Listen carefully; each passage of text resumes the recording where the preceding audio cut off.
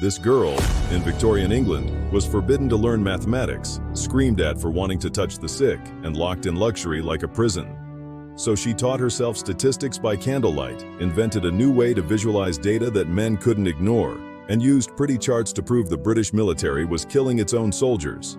She never fired a shot, never held political office, never even left her bedroom for decades. But she redesigned an empire's entire healthcare system, because being shut out of every room meant she had to break down the doors with numbers no one could deny. It's 1837. England. A 17-year-old girl from one of Britain's wealthiest families hears what she believes is the voice of God. It tells her to serve the sick. She tells her mother. Her mother screams at her, because nursing isn't a profession.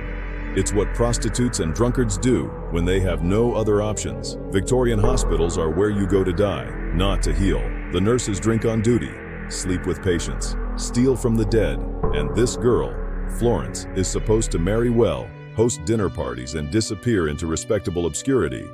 That's how women of her class worked back then, and for a while, she tried. She attended balls, received proposals from wealthy, intelligent men who genuinely loved her. But every time she got close to saying yes, something inside her recoiled. She started sneaking mathematics books under her embroidery, teaching herself statistics by candlelight, visiting hospitals in secret, then scrubbing herself raw afterwards, burning her clothes to hide the smell from her family. Then her family discovered what she was doing. They locked her down harder. No hospital visits, no medical books, no independence. Her father controlled her money. Her mother controlled her time.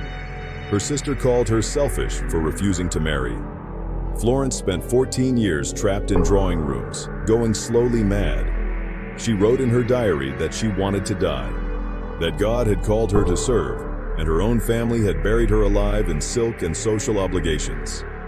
She rejected a final marriage proposal, a man she actually cared for, and her family treated it like a funeral. She was 31 years old, a spinster, a failure, a woman with no future. So she stopped asking permission.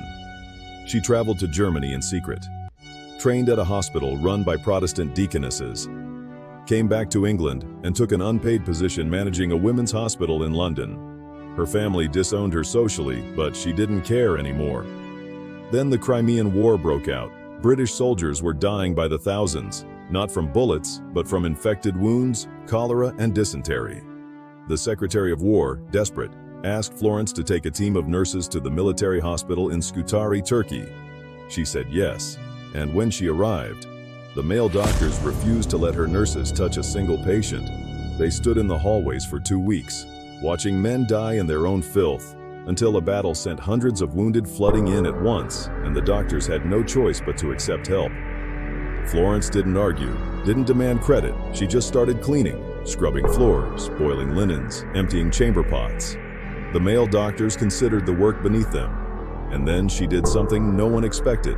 She started counting every death, every disease, every preventable infection. She tracked which soldiers died from wounds and which died from the hospital itself. Then she took that data and turned it into something Britain had never seen before. A chart shaped like a rose. Each petal represented a month. Each color represented a cause of death. Blue for preventable disease, red for wounds, black for other causes. The blue petals were massive, dwarfing everything else. It showed, undeniably, that the British military was killing more of its own soldiers through filth than the Russians were killing with bullets. She sent the chart to Queen Victoria, not to the male doctors, not to the generals, to the Queen, because women weren't allowed to testify before Parliament, weren't allowed in medical societies, and weren't considered credible witnesses to anything. But a pretty picture? A pretty picture could travel anywhere.